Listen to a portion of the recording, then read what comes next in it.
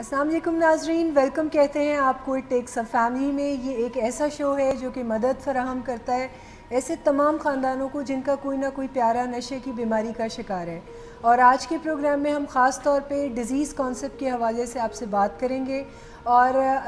हमारी आज की गुफ्तगू आपको एक कंपैरिजन ड्रॉ करने में मदद देगी कि किस तरह एडिक्शन डिज़ीज़ बाकी बीमारियों से या बाकी क्रॉनिक बीमारियों से मुमासलत रखती है और किस कदर ये बाकी बीमारियों से इसका ट्रीटमेंट जो है वो मैच करता है या डिफ़र करता है, और इसके बारे में जानना आपके लिए नहायत मुफीद होगा। और आज के प्रोग्राम में रूटीन के मुताबिक हमें एक्सपर्ट के तौर पे ज्वाइन करती हैं मैडम उज़मा सदाकत, जो कि विलिंग वेज की डायरेक्टर काउंसलिंग प्रोग्राम होने के साथ साथ एक बड़ी शानदार ग्रिप रखती हैं एडिक्शन डिज़ीज़ के ऊपर और इसके ट्रीटमेंट के ऊपर। अस्सलाम वालेकुम मैडम। वालेकुम अस्सलाम। कैसी हैं आप?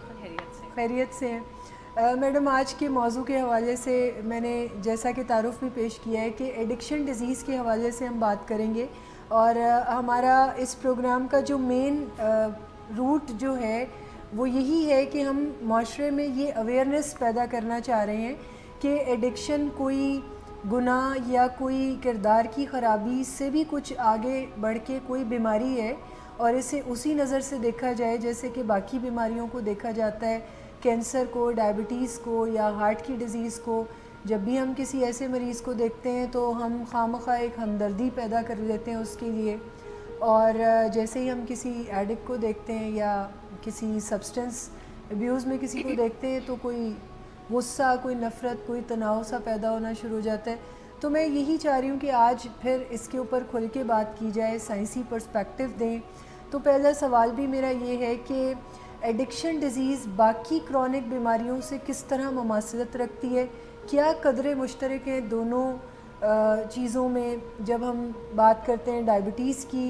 या क्रॉनिक हार्ट डिसऑर्डर्स की या फिर हम एडिक्शन की, तो क्या फ़र्क है? सबसे पहले तो मैं अपने नाज़रीन को बताना चाहूँगी, जैसे आपने भी कहा कि इस प्रोग्राम को शुरू करने का वाहिद मकसद जो था वो ये था कि हम एडिक्शन की बीमारी के हवाले से साइंटिफिक इंफॉर्मेशन अपने नाज़रीन तक पहुंचा सकें, ताकि वो जिसके घर में भी कोई ऐसा मर्ज़ है तो उसके लिए वो कोई सही हेल्प की तरफ बढ़ सके और कॉन्फिडेंस के साथ वो हेल्प ले सके कहीं से या मांग सके, ये जानते हुए कि ये कोई किरदार की ख़राबी नहीं है, ये कोई मॉरल फेलियर नहीं है, बल्कि ये एक फ़िज़िकल इलनेस है। जहाँ तक आपके सवाल का ताल्लुक है कि एडिक्शन कैसे मुमासलत रखती है बाकी क्रोनिक बीमारियों से, यहाँ पे मैं बताना चाहूँगी कि हम जब मेडिकल साइंस की बात करते हैं तो यूजुअली बीमारियों को दो हिस्सों में बांटा जाता है। एक हिस्से को कहा जाता है एक्यूट डिजीज़ और दूसरे को कहा जाता है क्रोनिक डिजीज़। एक्यूट डिजीज़ से मुराद ऐसी बीमारियाँ हैं जो कि हम सभी कभी ना कभी उसके लपेटे में आते हैं, जैसे बुखार हम सबको होता है, जैसे नज़ला ज़ुकाम हम सबको होता है, इसी तरीके से पेन एंड एक्स हैं, ये हम सबको होती हैं। ये तमाम जो बीमारियां हैं जो एक दफ़ा होती हैं और छोटे इलाज के बाद या मुख्तसर इलाज के बाद ये ख़त्म हो जाती हैं, और फिर अगर हमें अगले साल बुखार होता है तो उस बुखार का पिछले साल होने वाले बुखार से कोई कनेक्शन नहीं होता। वो एक न्यू एपिसोड है, न्यू काइंड ऑफ प्रॉब्लम है जिसके लिए आप फौरी तौर पे कोई इलाज करेंगे जो कि मुख्तसर नोयत का होगा और मेडिसिनल ज़्यादा इलाज होगा, और उसके बाद आपको उससे अफाका आ जाएगा और फिर आप अपनी ज़िंदगी को नॉर्मल रिदम के मुताबिक गुजारेंगे जैसे आप उस प्रॉब्लम से प्रीवियसली गुजार रहे थे। जब हम क्रोनिक डिजीज़ की बात करते हैं तो क्रोनिक डिजीज़ से मुराद ऐसी बीमारियां हैं जो जब आपको एक दफ़ा हो जाती हैं तो फिर ज़िंदगी भर आपका साथ उनके साथ चलता है। वो होने के बाद मेडिसिन के इलाज के बावजूद और बिहेवियरल केयर के बावजूद नहीं जाती, आपको ज़िंदगी भर उस बीमारी के साथ रहना सीखना होता है, इस तरीके के साथ कि आपकी क्वालिटी ऑफ लाइफ भी मुतासिर ना हो। अगर आप किसी इलाज मुआलजे को लेते हैं, मेडिसन लेते हैं और साथ में अपनी लाइफस्टाइल जो मॉडिफिकेशंस हैं वो करते हैं, अपने तर्ज़ ज़िंदगी में चेंज लाते हैं, तो इसका मतलब है कि आप एक अच्छी क्वालिटी ऑफ लाइफ को इंजॉय कर सकते हैं रिगार्डलेस इसके कि आपके साथ कोई ना कोई क्रॉनिक डिजीज़ भी एग्जिस्ट करती है। क्रॉनिक बीमारियों में चंद बीमारियां हैं जो कि ज़्यादातर पाकिस्तान के ख़ानदानों में ज़रूर कोई ना कोई एक बंदा ऐसा मौजूद होता है, जिसमें कैंसर शामिल है, क्रोनिक बीमारियों में हाइपरटेंशन शामिल है, इसके अलावा कार्डियोवैस्कुलर प्रॉब्लम्स हैं जैसे हार्ट डिजीज़ हैं वो शामिल हैं, اور اسی کے ساتھ ساتھ جو ایڈکشن کا مرض ہے یہ بھی ایک کرونک مرض ہے، بالکل ویسے ہی جیسے کہ یہ کرونک امراض ہیں، اور اس میں سے ہم ساتھ ایک ڈائبٹیز کو بھی جوڑتے ہیں کہ ڈائبٹیز جو ہے وہ بھی ایک کرونک مرض ہے۔ اب یہ تمام جو بیماریاں ہیں یہ کرونک نیچر کی اس لیے ہیں کہ جب بھی کسی کو ہو جاتی ہیں تو پھر یہ جاتی نہیں، یہ زندگی بھر ساتھ چلنی ہوتی ہیں، اور یہ تمام بیماریاں جو ہیں یہ جسمانی نوعیت کی ہیں۔ یعنی آپ حیران ہوں گے کہ سن کے کہ آج بھی جب آپ کسی کو بھی ایڈکشن سیٹ اپ سے ہٹ کے جب کوئی آپ کو عام ایک بندہ سوسائٹی میں نظر آتا ہے اور آپ اس سے ملتے ہیں تو وہ ایڈکشن کو کوئی سوشل ایشو کنسیڈر کرتا ہے۔ یہی وجہ ہے کہ بہت ساری این جی اوز جو ہیں وہ اس کام کار خیر میں حصہ ڈالنے کے لیے تیار ہیں، اور بہت ساری این جی اوز کام کر رہی ہیں جو کہ اچھا کام بھی کر رہی ہیں، لیکن وہ اس کو یوں پریزنٹ کرتے ہیں ایز اف یہ کوئی سوشل ایشو ہے، جبکہ یہ باقی کرونک ڈیزیزز کی طرح 100% فزیکل ایشو ہے اور جسمانی مرض ہے جس کو باقی کرونک بیماریوں کی طرح علاج معالجے کی ضرورت ہے۔ ایک تو کرونک مرض ہے، دوسرا اس کا فیچر ہے کہ یہ پرائمری نوعیت کی بھی ہے۔ پرائمری نوعیت سے مراد ہے، اگین بتانا چاہوں گی کہ میڈیکل سائنس میں دو طرح کی بیماریاں ہیں، ایک پرائمری نوعیت کی ہوتی ہیں، ایک سیکنڈری نوعیت کی ہوتی ہیں۔ پرائمری نوعیت سے مراد ہے کہ یہ بیماری کسی اور وجہ سے نہیں ہوئی بلکہ اٹ سیلف اس کی مینیفیسٹیشن آپ کے باڈی میں جینیٹکس کے تھرو ہے۔ انوائرمنٹ میں ایسی چیزیں تھیں جو کہ آپ نے استعمال کی، یا سٹریس تھا جو کہ آپ نے لیا، اور جو اس کی جسمانی آپ کے اندر مینیفیسٹیشن ہے وہ ابھرنا شروع ہو گئی، اور پھر وہ سرفیس کے اوپر آ گئی، اور آپ کسی پرابلم کے لیے ڈاکٹر کے پاس گئے اور ڈاکٹر نے آپ کو ڈائگنوزس دے دیا کہ آپ کو ڈائبٹیز ہو چکی ہے، آپ کو ایڈکشن ہو چکی ہے، آپ کو کینسر کا مرض لاحق ہو چکا ہے، اور آپ کی یہ سٹیج ہے۔ ہر بیماری میں اس کی سٹیجز بھی ڈاکٹرز جو ہیں وہ ایزیلی ڈیفائن کر سکتے ہیں، بیکاز سائنس نے اب اتنی زیادہ ترقی کر لی ہے۔ سو ایڈکشن جو ہے یہ بھی پرائمری نوعیت کی بیماری ہے۔ بہت سارے لوگوں کا یہ بھی خیال ہے کہ شاید محبت میں ناکامی کی وجہ سے کسی نے شراب پینی شروع کر دی اور پھر وہ اس کی لت میں مبتلا ہو گیا، شاید کوئی صدمہ تھا جو کہ یہ نہیں جھیل سکا اور غم غلط کرنے کے لیے اس نے شراب نوشی جو ہے وہ شروع کر دی۔ میں یہ بتانا چاہوں گی اپنے دیکھنے والوں کو کہ کسی بھی باہر کے ایکسٹرنل پرابلم کی وجہ سے کوئی شراب شروع تو ضرور کر سکتا ہے، کوئی نشہ شروع تو ضرور کر سکتا ہے، لیکن وہ مریض اس کا تبھی بنے گا جب اس کے باڈی کے اندر وہ جینز بھی ایگزسٹ کرتے ہوں گے جو کہ نشے کی بیماری کے لیے ضروری ہیں۔ اگر وہ جینز کسی کی باڈی میں نہیں ہیں تو کوئی نشہ شروع کرے گا، استعمال زندگی بھر تھوڑا بہت کرے گا یا پھر اس کو چھوڑ دے گا، لیکن اس کی زندگی بالکل بھی متاثر نہیں ہوگی۔ when it comes to drug addiction، جس میں اس کی فزیکل مینیفیسٹیشن بھی ہے، باڈی کے اندر جینز بھی موجود ہیں، اب اس نے اگر کسی بھی وجہ سے شراب کو ایکسپیرینس کیا، شروع کیا، اور ڈیزیز اندر سے اگنائٹ کر گئی اس کو پینے کی وجہ سے، تو اب باقی کام جو ہے وہ ڈیزیز خود پورا کرے گی، اب مریض کو کچھ بھی کرنے کی ضرورت نہیں ہے۔ سو ایک تو یہ پرائمری نوعیت کی بیماری ہے۔ سیکنڈری نوعیت کی جو بیماریاں ہوتی ہیں انہیں مختصر علاج کی ضرورت ہوتی ہے۔ بعض اوقات ڈائبٹیز جو ہے یہ پرائمری بھی ہوتی ہے اور سیکنڈری بھی ہوتی ہے۔ سیکنڈری جہاں پہ آپ کو ایگزسٹ کرتی نظر آئے گی، جیسے موسٹلی الکوہولکس کے اندر ہم دیکھتے ہیں کہ انہیں ڈائبٹیز بھی ہو جاتی ہے، لیکن جیسے ہی ان کا الکوہولزم کا مسئلہ سالو ہوتا ہے تو ڈائبٹیز بھی ختم ہو جائے گی۔ سو یہاں پہ ڈائبٹیز سیکنڈری نوعیت کی ہے، بٹ جہاں پہ پرائمری نوعیت کی ہے وہاں پہ اب زندگی بھر کسی نہ کسی علاج کے ساتھ جڑے رہنے کی ضرورت ہے، تبھی یہ مسئلہ حل ہوگا۔ سو ایڈکشن باقی کرونک بیماریوں کی طرح پرائمری نوعیت کی بھی ہے۔ تیسرا ایک اس کا اہم فیچر ہے جو کہ اس کو باقی کرونک بیماریوں سے ملاتا ہے کہ ایڈکشن جو ہے یہ ایک پروگریسو مرض بھی ہے، یعنی یہ وقت کے ساتھ ساتھ بڑھتا چلا جاتا ہے۔ یہی وجہ ہے کہ اس میں کہا جاتا ہے کہ اس کا کوئی کیور نہیں ہے، اس کو ہم باقی کرونک بیماریوں کی طرح صرف مینیج کر سکتے ہیں، اور اگر کوئی شخص شراب نوشی بند کر دیتا ہے یا نشہ استعمال کرنا ترک کر دیتا ہے تو اس کے بعد بھی یہ بیماری اندر سے ختم نہیں ہوگی، بلکہ بیماری پروگریسو ہے، یہ بڑھتی رہے گی۔ اس کی مینیجبلٹی پہ اگر آپ کام کریں گے تو آپ کو اس کے نقصانات فیس نہیں کرنے پڑیں گے، لیکن اگر کوئی شخص نشہ چھوڑنے کے 10 سال کے بعد بھی یہ سوچتا ہے کہ اب چونکہ 10 سال ہو گئی ہیں اسے نشہ چھوڑے ہوئے، تو کبھی کبھار تھوڑا بہت کرنے میں یا تھوڑا ہلکا نشہ کرنے میں कोई प्रॉब्लम नहीं आएगी। तो जैसे ही वो शख्स नशा स्टार्ट करेगा, विद इन डेज वो अपनी उन्हीं डोजेज पे आ जाएगा जो कि 10 साल पहले वो इस्तेमाल करता रहा है। अब उसे दोबारा नशे का मरीज बनने के लिए 2-3 साल का अरसा दरकार नहीं है। सो ये प्रोग्रेसिव नोयत की भी है। बिल्कुल वैसे ही जैसे आपको हाइपरटेंशन जब एक दफ़ा हो जाता है तो आप मेडिसिन के ऊपर रहते हैं, लाइफस्टाइल के अंदर चेंजेस लेकर आते हैं, अपनी बीमारी के बारे में लर्न करते हैं, अपनी ईटिंग हैबिट्स को थोड़ा बेहतर करने की तरफ जाते हैं, स्ट्रेस को मैनेज करते हैं, वॉक करते हैं। सिमिलरली अगर कार्डियोवैस्कुलर प्रॉब्लम्स हैं तो तब भी आप ऐसा करते हैं, अगर कैंसर है तो तब भी आप ऐसा करते हैं, एडिक्शन में भी हम यही रजीम को फॉलो करते हैं और तभी आप इसको मैनेज करने की तरफ जा सकते हैं। अच्छा मैडम, मेरे जहन में क्वेश्चन आ रहा है इसी आपकी गुफ्तगू से कि जब हम डायबिटिक्स की बात करते हैं, उनकी मैनेजमेंट हम यहाँ पर अपने इदारे में भी करते हैं और अच्छी काउंसलिंग भी उनको फराहम की जाती है, तो उनके साथ आने वाले जो उनके बच्चे होते हैं उनको भी एक टाइटल दिया जाता है जो कि प्री डायबिटिक का होता है, और उनको भी ये अवेयरनेस दी जाती है कि ये आपकी जीन्स में ये डिज़ीज़ रन कर रही है, तो फिर आपको पहले से ही कॉन्शियस एफर्ट पे पुट इन करनी है। आप भी अपनी मैनेजमेंट जो है अभी से स्टार्ट कर दें ताकि बीमारी आपको नुकसान ना दे सके।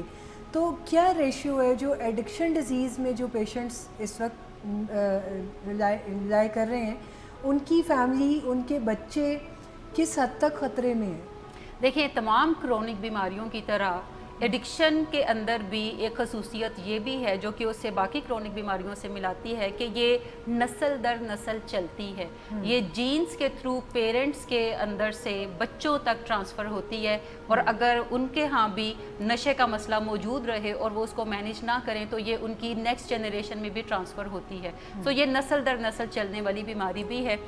तमाम क्रोनिक बीमारियों के अंदर एक ख़ास परसेंटेज बताई जाती है कि अगर कोई सिंगल पेरेंट के अंदर प्रॉब्लम है, चाहे वो कैंसर है, चाहे वो डायबिटीज़ है, चाहे वो ड्रग एडिक्शन है, तो 30% चांसेस होते हैं कि उनके बच्चों में भी ये मसला होगा। जनरल पॉपुलेशन की जब हम बात करते हैं, फ़र्ज़ करें अगर किसी के फादर या मदर ने ड्रग यूज़ नहीं किए तो उनके बच्चों में या उन पेरेंट्स के अंदर 10% चांसेस हैं कि अगर वो ड्रग यूज़ करेंगे तो वो एडिक्शन में मुब्तला हो जाएंगे। लेकिन अगर घर में कोई नशा इस्तेमाल करता है और नशे का मरीज़ भी है, सिर्फ इस्तेमाल नहीं करता, नशे का मरीज़ है, तो उनके बच्चों में चांसेस हैं कि 30% ज़्यादा चांसेस बढ़ जाते हैं as compared to general population. फ़र्ज़ करें कि अगर पेरेंट दोनों ही ड्रग यूज़ करते हैं तो अब उनकी औलाद जो है वो 50% ज़्यादा वल्नरेबल है एडिक्शन को अपने अंदर डेवलप करने के लिए। हो सकता है कि अगर उनके 3-4 बच्चे हैं तो उसमें से मे बी सारे के सारे ही एडिक्शन में हों, या उनमें से कोई 2 बच्चे एडिक्शन में हों। लेकिन एडिक्शन को शुरू करने के लिए नशे को एक्सपीरियंस करना भी ज़रूरी है। सो जब भी वो नशे को एक्सपीरियंस करेंगे तो यकीनी तौर पर वो एडिक्शन में गिरफ्तार भी होंगे। एक और चीज़ हमें ज़रूर सोचनी चाहिए कि जिन भी लोगों के अंदर प्री डिस्पोजिशन होती है नशे की बीमारी के लिए, यानी जब वो पैदा होते हैं तो उनके बॉडी के अंदर वो मेल फंक्शनिंग मौजूद होती है जो कि आगे चल के बीमारी की शक्ल इख्तियार करनी होती है। सो उनके अंदर क्यूरोसिटी भी ज़्यादा होती है टूवर्ड्स ड्रग्स, वो नशे की तरफ लपक के जाते हैं। लेकिन जिन लोगों के अंदर प्री डिस्पोजिशन नहीं होती उनके अंदर नशों की तरफ जाने का रुझान या नशों के मुतल्लिक़ क्यूरोसिटी जो है वो कंपैरेटिवली बहुत कम होती है, जो कि जिनके अंदर प्री डिस्पोजिशन मौजूद है। जैसे हम अभी 6 लोग जहाँ पे मौजूद हैं और हमें देखने वाले बहुत सारे नाजरीन हैं, अगर मैं सादा सा एक सवाल पूछूं कि हम में से कितने लोग हैं जिनका दिल ये चाहा कि वो ज़िंदगी में कभी ड्रग्स करें? तो मेरा ख्याल है मेरा तो खैर कभी दिल नहीं चाहा, मेरा भी कभी दिल नहीं चाहा। सो आप में से भी बता सकते हैं कि दिल चाहा या नहीं चाहा। सो अगर हमारा दिल नहीं चाहा तो इसका मतलब है कि हमारे अंदर बीमारी के चांसेस कंपैरेटिवली कम हैं। लेकिन अगर हमारा दिल चाह रहा है और हम इस्तेमाल नहीं कर रहे तो इसका भी मतलब है कि हमारे अंदर उसके चांसेस थोड़े ज़्यादा हैं। एक और मज़ेदारी की बात है कि जितनी भी क्रोनिक बीमारियां हैं, हम ये नहीं कह सकते कि इन चंद लोगों के अंदर वो 100% मौजूद हैं और इन बाकी लोगों के अंदर वो 100% मौजूद नहीं हैं। ये एक कंटिन्यूम की तरह है जो कि 0 से 100 के स्केल पे चलता है। फ़र्ज़ करें अगर कोई शख्स 30 इयर्स की एज में ड्रग्स शुरू करता है और 33 में वो एडिक्शन का शिकार हो जाता है। इसी तरह एक यंग बच्चा है जो कि 10 साल की उम्र में नशा शुरू करता है और 12 साल की उम्र तक वो नशे की बीमारी का शिकार हो जाता है। इसका मतलब है कि उन्हें नशा बीमारी का शिकार होने के लिए सिर्फ 2 साल नशा करने की ज़रूरत है। तो जो लोग कंटिन्यू में फ़र्ज़ करें 70% पे हैं, 80% पे हैं, इसका मतलब है कि अगर वो 100 साल नशा करेंगे तो वो एडिक्शन का शिकार हो जाएंगे। अगर कोई 150 साल नशा करेगा तो वो एडिक्शन का शिकार होगा। लेकिन चूंकि हमारी उम्रें इतनी ज़्यादा नहीं होती, सो हम उसको एक सादा सी सेग्रीगेशन कर देते हैं कि ये 10% लोग वो हैं जो कि नशा इस्तेमाल करेंगे तो ज़रूर नशे की बीमारी का शिकार हो जाएंगे with in their life time, और ये वो लोग हैं जो कि अगर नशा इस्तेमाल करेंगे तो नशे की बीमारी का शिकार नहीं होंगे, क्योंकि उन्होंने कोई 100 साल 150 साल जीना नहीं होता। ठीक, सो नशे की बीमारी को आप किसी कंटिन्यूम की तरह देखते हैं, और बाकी क्रोनिक डिजीज़ में भी यही कुछ होता है। इसके अलावा इसका एक और प्रोमिनेंट फीचर है जो कि इसे बाकी क्रोनिक बीमारियों से मिलाता है कि नशे की बीमारी जो है ये पोटेंशियली फेटल भी है, कि इसमें ना सिर्फ मरीज की अपनी लाइफ एट रिस्क होती है बल्कि दूसरों की लाइफ भी एट रिस्क होती है, जिसमें बाज़-औक़ात पेशेंट्स जो हैं वो डिप्रेशन में जाकर सुसाइड कर लेते हैं, या किसी रोड एक्सीडेंट में उनकी जान जा सकती है, या उनके हाथों किसी दूसरे की जान जा सकती है। सो ये पोटेंशली फेटल भी है। और बाकी बीमारियों से ये 4 इसके बुनियादी फीचर हैं, और 5वां फीचर जीन्स का है कि ये जीन्स के थ्रू नस्ल दर नस्ल मुंतकिल होती है, जो कि इसे बाकी बीमारियों के साथ मिलाने में अहम किरदार अदा करती हैं। अच्छा, मुझे ये नहीं समझ आ रही कि साइंस ने इतनी मालूमात प्रोवाइड कर दी हैं, अब तक इतना लोगों को इस डिज़ीज़ के बारे में पता चल गया है, मगर दुनिया भर में समेत पाकिस्तान में तो खैर हालात कुछ और भी ज़्यादा नीचे हैं, फिर इसको क्यों एक बीमारी बाकी बीमारियों की तरह की बीमारी के तौर पे एक्सेप्टेंस नहीं दी जाती, या बीमारी के तौर की हैसियत से इसे माना नहीं जाता? ऐसा क्यों है? क्या चीज़ें ऐसी हैं जो इस बीमारी को एक यूनिकनेस देती हैं? वो कौन से ऐसे नज़रियात हैं? देखें, जहाँ पे मैं बात करूँगी कि साइंस ने तो बड़ी तेज़ी से तरक्की की, पिछले 50 सालों में जितनी तरक्की हुई उतनी पिछले कोई 100 साल में 500 साल में तरक्की नहीं हुई, लेकिन जनरेशन्स अभी गायब नहीं हुई। यानी लोग हमारे पास यहाँ पे ऐसे भी मौजूद हैं जिनकी उम्रें आज 80 साल हैं, जो पिछली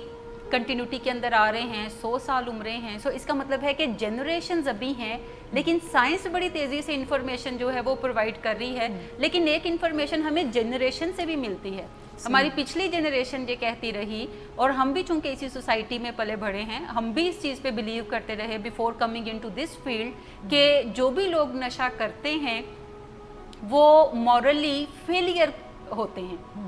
उनमें किरदार की हामी होती है, और नशा करना जो है ये एक बुराई है। और हमारे यहाँ चूँकि हम एक इस्लामिक कंट्री हैं, और हमारे यहाँ नशा करना या थोड़ा भी करना जायज़ नहीं है, उसको भी हराम कंसिडर किया गया है। और हमारे पाकिस्तान के कवानीन भी ऐसे हैं जिसमें जितने भी मुस्लिम्स हैं वो नशा नहीं कर सकते, प्रोहिबिटेशन है उनके लिए, जबकि नॉन मुस्लिम जो हैं वो ड्रग्स वो भी शराब की हद तक ले सकते हैं, बाकी नशे वो नहीं कर सकते। जबकि हम बाकी अगर कंट्रीज़ में देखें, यूरोप अमेरिका में देखें, तो वहाँ पे जो अल्कोहल है वो एज ए बेवरेज आप इस्तेमाल कर सकते हैं, लेकिन अल्कोहलिज्म की इजाज़त वहाँ पे भी नहीं है। यानी आप अल्कोहल पीकर गुलगबाड़ा नहीं कर सकते, आप अल्कोहल पीकर ड्राइविंग नहीं कर सकते। सो साइंस इतनी तेज़ी से तरक्की कर रही है, जनरेशनल बैगेज की वजह से हम उतनी तरक्की हजम नहीं कर पा रहे। अभी टाइम लगेगा कि हम उन नई इन्फॉर्मेशन को होल हार्टेडली एक्सेप्ट कर सकें, और ये जो जनरेशनल बैगेज है हमारा, जिसमें हमने पुराने अकायद बनाए हुए हैं, पुरानी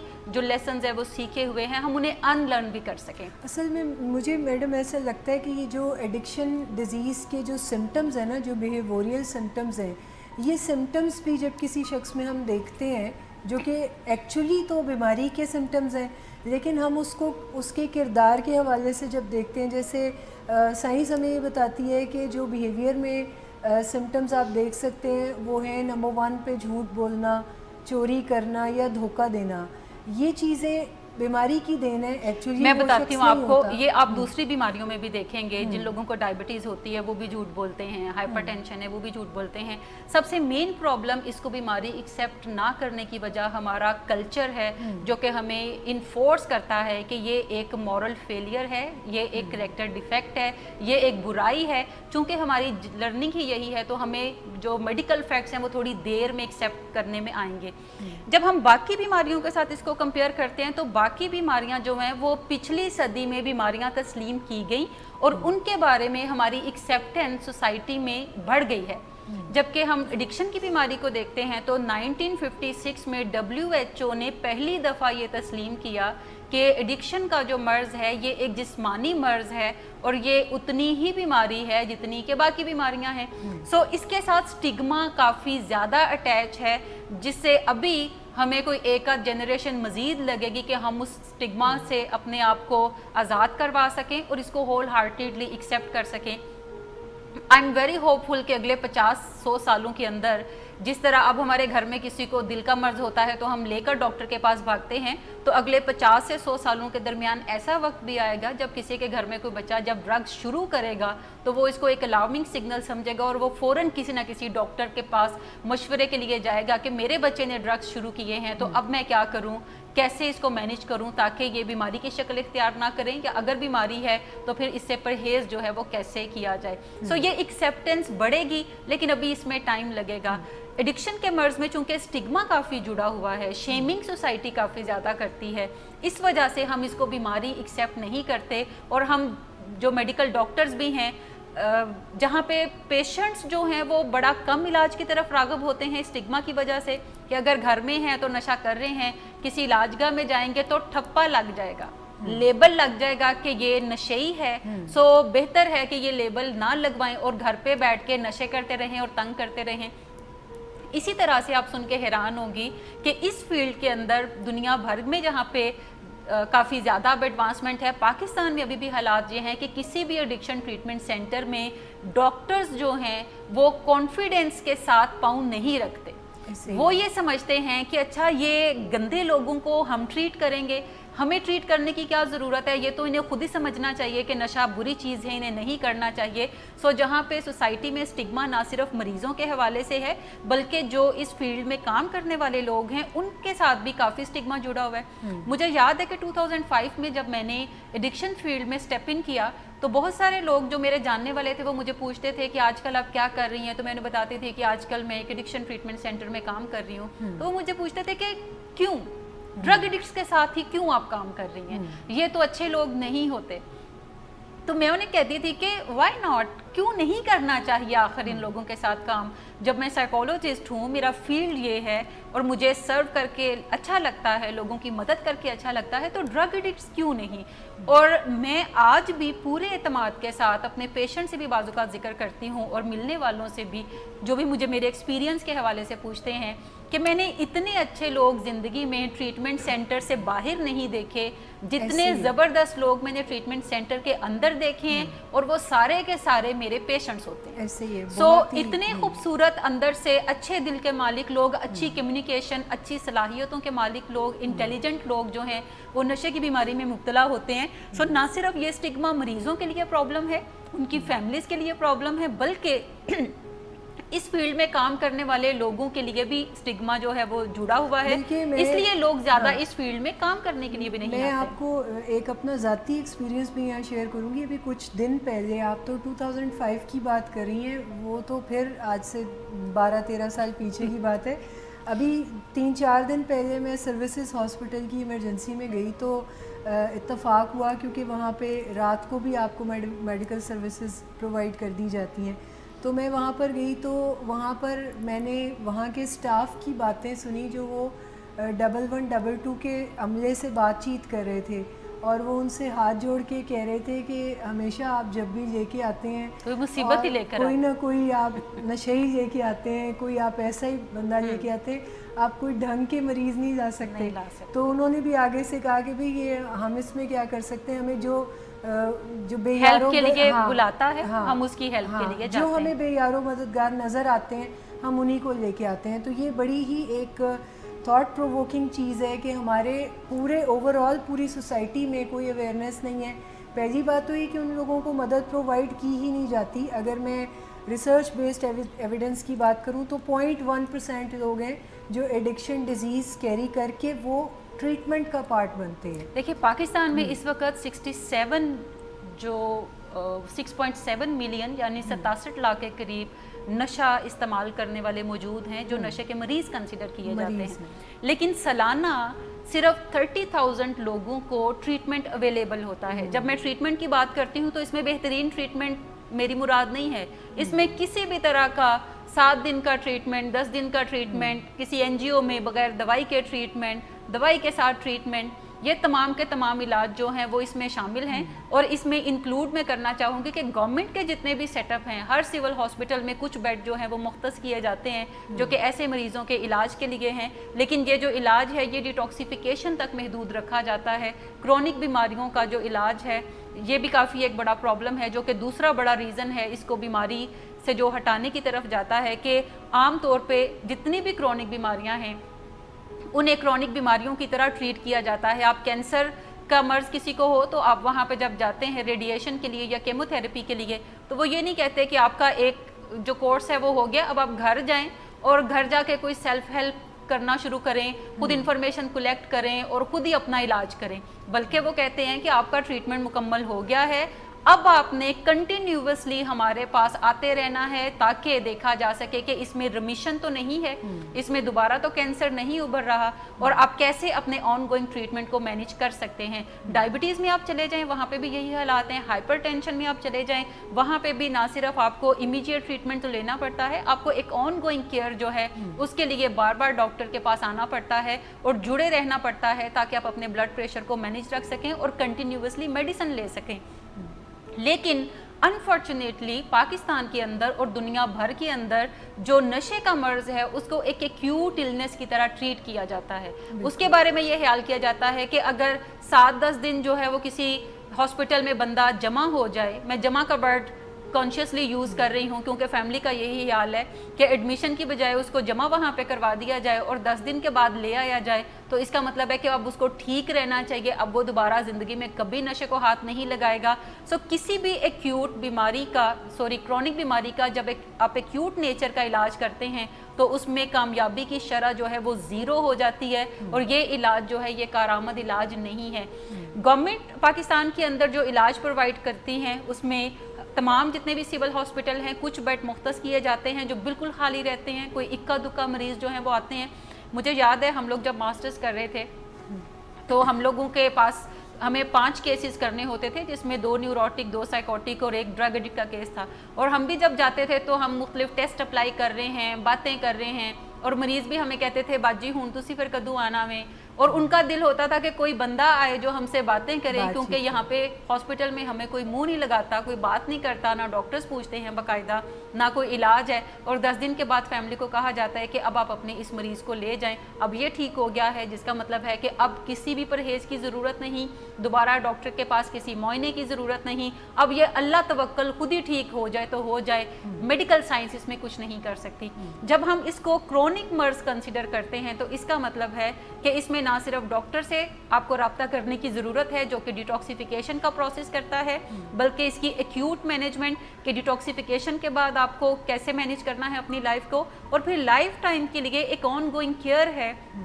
जिसमें आपको शुरू का अरसा ज़्यादा इंटेंसिव काउंसलिंग में रहने की ज़रूरत है, और बाद में आप चूँकि सेल्फ मैनेजमेंट सीख जाते हैं। लेकिन सेल्फ मैनेजमेंट का मतलब ये नहीं है कि आपको कोई मसला नहीं होगा और आपको दोबारा अपने डॉक्टर से रब्ता करने की ज़रूरत नहीं। जब भी कोई प्रॉब्लम है आप दोबारा अपने डॉक्टर से रब्ता करते हैं ताकि उस प्रॉब्लम को वहीं पर सॉल्व किया जा सके और अपनी ज़िंदगी को अच्छे तरीके से एक सेहतमंदाना अंदाज में आगे बढ़ाया जा सके। सो पहला इसका प्रॉब्लम है कि स्टिग्मा बहुत ज़्यादा अटैच है सोसाइटी के अंदर। अमेरिका से लेकर पाकिस्तान, दुनिया भर के अंदर ये मौजूद है। जो डेवलप्ड कंट्रीज़ हैं वहाँ पे स्टिग्मा थोड़ा कम है। अंडर डेवलप्ड कंट्रीज़ में स्टिग्मा जो है उसकी शरह बहुत ज़्यादा है। यही वजह है कि वहाँ पे कारामद इलाज दस्तयाब नहीं होंगे। इसके अलावा लोगों का इलाज में जाने का रुझान जो है वो बहुत कम होगा। जैसे 67 लाख में से अगर 30,000 को इलाज दस्तयाब है जिसमें अच्छा बुरा सारे इलाज शामिल हैं तो ये शरह बहुत ही कम है। बिल्कुल। अच्छा, जब हम बात करते हैं कि एक्यूट डिजीज़ की तरह इसको ट्रीट किया जाता है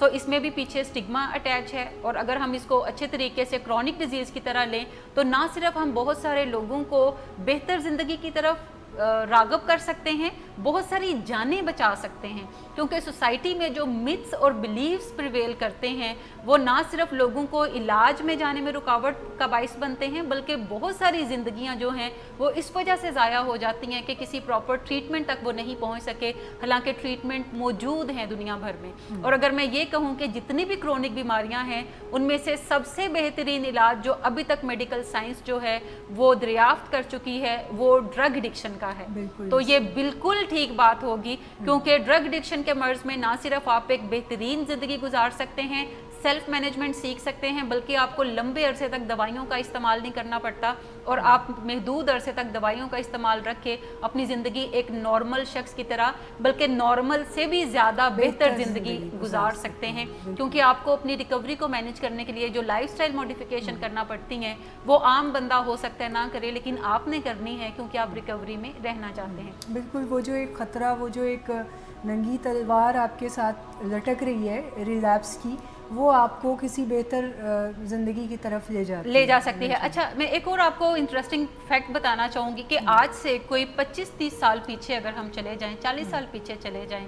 तो डायबिटीज़ में भी ये स्टिग्मा था, इसी तरह हार्ट के प्रॉब्लम्स में भी ये स्टिग्मा था, और यंग बच्चों को जब भी डायबिटीज़ होती थी, इवन आज भी, तो उनके पेरेंट्स जो हैं वो शादियां जब उनकी करते हैं तो वो ये नहीं बताते कि हमारी बच्ची या बच्चे को डायबिटीज़ है या इसको दिल का कोई मसला है, इस बीमारी को छुपाया जाता है। बिल्कुल वैसे ही जैसे आज भी हमारे कल्चर में जब बच्चे या बच्चियों की शादियां की जाती हैं तो छुपाया जाता है कि इन्हें नशे की बीमारी लाहक है, उनकी गुड पिक्चर प्रेजेंट की जाती है। और इस स्टिग्मा के पीछे कुछ मिथ्स हैं। मिथ्स ये हैं कि समझा यह जाता है कि अगर हम ये बताएंगे कि हमारे बच्चे या बच्ची को दिल के कोई मर्ज हैं तो लोग शादी नहीं करेंगे, क्योंकि उनका ख्याल होगा कि ये नॉर्मल लाइफ नहीं स्पेंड कर सकते। अगर डायबिटीज़ है तो उसके बारे में मिथ्स ये होते हैं कि फिर इनके बच्चे पैदा नहीं होंगे तो शादी का क्या फ़ायदा अगर ये जनरेशन जो है वो आगे नहीं बढ़नी। सो इसलिए लोग जो हैं ऐसे रिश्ते एक्सेप्ट नहीं करेंगे। क्या आप मुझे बता सकते हैं कि आज एडिक्शन के अलावा एक और भी ऐसा मर्ज है जो कि स्टिल हमारी सोसाइटी में और ग्लोबली भी स्टिग्मेटाइज्ड है और एडिक्शन से ज़्यादा स्टिग्मेटाइज्ड है? HIV के HIV के बारे में ये कहा जाता है कि वो लाइलाज है, उसकी मैनेजमेंट है। जबकि मैं आपको बताती हूँ कि 2016 में मुझे अमेरिका जाने का इत्तेफाक हुआ, जहाँ पे हमें डिफरेंट स्टेट्स को विज़िट करवाया गया और बहुत सारे एडिक्शन हमने सेटअप्स का विज़िट किया। वहाँ पे हमें HIV एक सेंटर का विज़िट करवाया गया और पहली दफ़ा वहाँ पे मैंने ये इन्फॉर्मेशन सीखी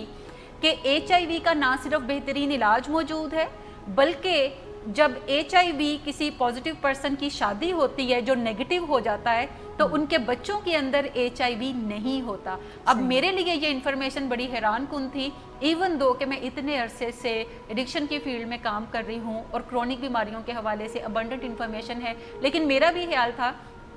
कि HIV जो है इसकी कुछ मैनेजमेंट तो है लेकिन ये लाइलाज बीमारी है, फ़िलहाल इसका कोई इलाज दस्तयाब नहीं है। एडिक्शन जहाँ पर मौजूद होती है वहाँ पे एक बड़ी परसेंटेज ऐसे लोगों की भी है जो कि एडिक्शन के साथ साथ HIV का भी शिकार होते हैं, क्योंकि इसमें ज़्यादातर लोग जब सिरिंजेस से नशा करते हैं तो यूजुअली वो सिरिंजेस एक दूसरे की एक्सचेंज करते हैं और बाज़ औक़ात ब्लड ट्रांसफ्यूजन के थ्रू भी HIV जो है वो ट्रांसफ़र होता है। सो तकरीबन एक बड़ी तादाद जो है वो HIV का शिकार भी होती है। सो HIV स्टिल हमारी सोसाइटी में एक स्टिग्मेटाइज्ड डिजीज़ है जिसको एडिक्शन से भी ज़्यादा बुरा कंसीडर किया जाता है। हालांकि अमेरिका में इसका भी और जितनी भी डेवलप्ड कंट्रीज़ हैं आई एम श्योर कि उसका बेहतरीन इलाज मौजूद है, जो कि इलाज से आप फ़ायदा उठा सकते हैं और अपनी ज़िंदगी को एक नॉर्मल लाइफ के अंदर आप बदल सकते हैं। बिल्कुल ठीक है। अच्छा, तीसरा एक अहम पहलू है कि इसको क्यों दूसरी बीमारियों से मुख्तलिफ कंसीडर किया जाता है, वो रीलैप्स का है। कि लोगों का ख्याल है कि एडिक्शन के अंदर जब इलाज हो जाता है तो फिर कुछ अर्सा मरीज़ ठीक रहने के बाद दोबारा नशा शुरू कर देते हैं, और जब वो दोबारा नशा शुरू कर देते हैं तो फिर ऐसे इलाज का क्या फ़ायदा जिसमें मरीज़ जो है वो बार बार इलाज करवाता है और बार बार दोबारा नशे शुरू करता है। ये कभी नहीं सोचा जाता कि अगर किसी डायबिटिक की किसी दिन शुगर ग्लूकोमीटर पे हाई आ रही है तो फिर इलाज का क्या फ़ायदा। ऐसी कोई थॉट बाकी बीमारियों के साथ नहीं है, क्योंकि ज़्यादातर लोगों का ख्याल ये है कि जब कोई नशा एक दफ़ा छोड़ देता है तो ये फिर एक्यूट इलनेस है, अब इसको ख़त्म होना चाहिए, अब अगर वो नशा भी करे तो उसको कोई फ़र्क नहीं पड़ना चाहिए। जबकि क्रोनिक बीमारियों का खासा ये है कि ये इसमें रिमिशन भी होती है, इसमें रीलैप्स भी होते हैं, और ऐसा हाइपरटेंशन के मर्ज़ में भी होता है, ऐसा कैंसर के अमराज में भी है, इसी तरह कार्डियोवैस्कुलर प्रॉब्लम्स में भी है, और डायबिटीज़ में भी है कि आपकी बाज़-औक़ात शुगर बढ़ जाती है और कुछ अर्सा आपसे मैनेज नहीं होती तो आपको इमरजेंसी में दोबारा डॉक्टर से रुजू करना पड़ता है। इसी तरीके से कैंसर है, एक दफ़ा ख़त्म हो गया, डॉक्टर्स आपको कहते हैं कि अब आपकी कंटिन्यूअस मॉनिटरिंग हुआ करेगी, आपके चेकअप्स हुआ करेंगे ताकि देखा जा सके कि कैंसर दोबारा तो आपके बॉडी के अंदर एग्जिस्ट नहीं कर रहा। और कंटिन्यूस मॉनिटरिंग के बावजूद भी बाज़ औक़ात डॉक्टर्स कहते हैं कि कैंसर तो जी दोबारा इमर्ज कर गया, सो अब इसका इलाज किया जाए, अब इसको कैसे निकाला जाए और कैसे आपकी ज़िंदगी को जो है वो बेहतर बनाया जाए या क्वालिटी ऑफ लाइफ को इम्प्रूव किया जाए। सो रीलैप्स के चांसेस तमाम क्रोनिक बीमारियों के अंदर हैं, इसी तरह एडिक्शन में भी इसके चांसेस मौजूद हैं। अगर मैं बात करूं कि हम अगर कंपैरिजन एक करें कि किन बीमारियों में ज़्यादा चांसेस हैं, तो आप सुन के हैरान होंगे कि एडिक्शन के मर्ज़ में रीलैप्स के चांसेस बाकी क्रॉनिक बीमारियों से कम है। जैसे एक परसेंटेज जो है वो बताई जाती है कि 40 to 60% एडिक्शन के मर्ज़ में रीलैप्स है, 40 to 50%। अगर हम हाइपरटेंशन की बात करते हैं तो उसमें 50 to 60% रीलैप्स के चांसेस हैं। कैंसर की बात करते हैं तो उसमें भी 50 to 60% चांसेस हैं। कार्डियोवैस्कुलर बीमारियों में भी यही हाल है। अगर हम डायबिटीज़ की बात करते हैं तो डायबिटीज़ टाइप 2 में 30 to 50% चांसेस हैं कि रिमिशन होगा, यानी वो सिम्टम्स दोबारा इमर्ज करेंगी और बीमारी दोबारा एक्टिव होने की तरफ जाएगी। जब हम एडिक्शन के इलाज की बात करते हैं तो ख़ास तौर पे जो प्रोलॉन्ग ट्रीटमेंट है, जो स्ट्रक्चर्ड है, उसको अगर कोई पेशेंट लेने की तरफ जाते हैं और उनके जो यूरिन टेस्ट हैं या ड्रग टेस्ट हैं वो कंटिन्यूस मॉनिटरिंग उनकी की जाती है, वो काउंसलिंग प्रोग्राम के अंदर रहते हैं, तो साइंस ये बताती है कि 77% ये चांसेस हैं कि वो लोग दोबारा नशे से रुजू नहीं करते। 77% अपनी ज़िंदगियों को वो एक ही इलाज के साथ बेहतर बना सकते हैं और अपनी ज़िंदगियों को आगे बढ़ाए रखते हैं। और कुछ पेशेंट्स जो हैं वो एक आध दफ़ा दोबारा नशा शुरू करेंगे और फिर अपनी ज़िंदगियों को बेहतर बना लेंगे, और सिर्फ कोई 7% लोग हैं जिन्हें बार बार मुख्तसर इलाजों की ज़रूरत पड़ती है। हमारे यहाँ जब हम देखते हैं कि लोग इलाज करवाते हैं, फिर जाकर नशा करते हैं, फिर इलाज करवाते हैं, फिर जाकर नशा करते हैं, तो उसकी बुनियादी वजह यह है कि लोग छोटे इलाजों की तरफ ज़्यादा जाते हैं, वो एक ही बड़े इलाज प्रोलॉन्ग केयर की तरफ नहीं जाते। अगर वो प्रोलॉन्ग केयर की तरफ जाएं तो फिर उन्हें बार बार रीलैप्स होने की ज़रूरत नहीं पड़ती, क्योंकि मुख्तसर इलाज जो है वो किसी भी क्रोनिक बीमारी का हल नहीं है। आप चाहे हाइपरटेंशन को ले लें, एक आध दफ़ा डॉक्टर से मिलें, हफ्ता डेढ़ उसका इलाज करवाएं और उसके बाद दवाई खाना बंद कर दें और कहें कि अब मुझे दोबारा ये मसला अकर नहीं करेगा क्योंकि एक दफ़ा मैंने मैनेज कर लिया, तो दैट्स नॉट पॉसिबल। अगले हफ्ते दोबारा आपका हाइपरटेंशन जो है या आपका ब्लड प्रेशर दोबारा बढ़ जाएगा और आपको फिर किसी न किसी एमरजेंसी में जाना पड़ेगा।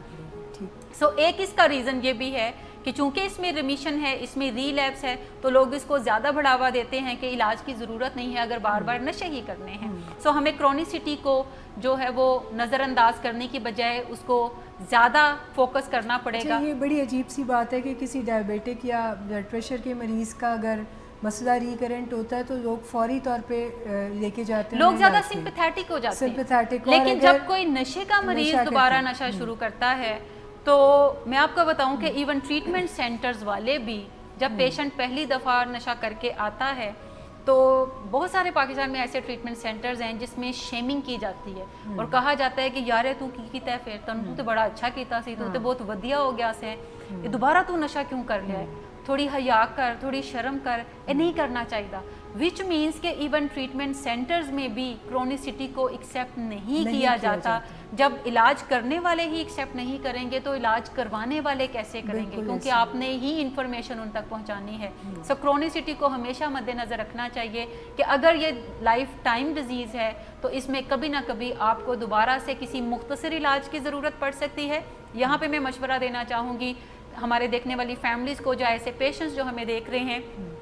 कि अगर एक इलाज के बाद वो कुछ अरसा रिकवरी में रहते हैं और दोबारा ड्रग्स की तरफ वो चले जाते हैं, तो बजाय इसके कि वो ये इंतज़ार करें कि दोबारा डिटीरियोरेट जब हालत होगी तो वो फिर किसी बड़े इलाज में जाएंगे, वो फौरी तौर पे किसी मुख्तसर इलाज में जा सकते हैं या वो फौरी तौर पे किसी आउटडोर इलाज में जा सकते हैं और अपनी ज़िंदगी के रिदम को दोबारा बेहतर बना सकते हैं उसकी शॉर्ट टर्म मैनेजमेंट के साथ ही। लेकिन ज़्यादातर पेशेंट्स जो हैं वो फौरी ड्रग्स करने के बाद इलाजगाह से रुजू नहीं करते, बल्कि वो फिर 1 साल 2 साल खुद ही तरकीबें लड़ाते रहते हैं और जब वो बिल्कुल हेल्थ डिटीरियोरेट हो जाती है तो फिर फैमिली किसी न किसी तरीके से उन्हें इलाजगाह में लेकर जाती है।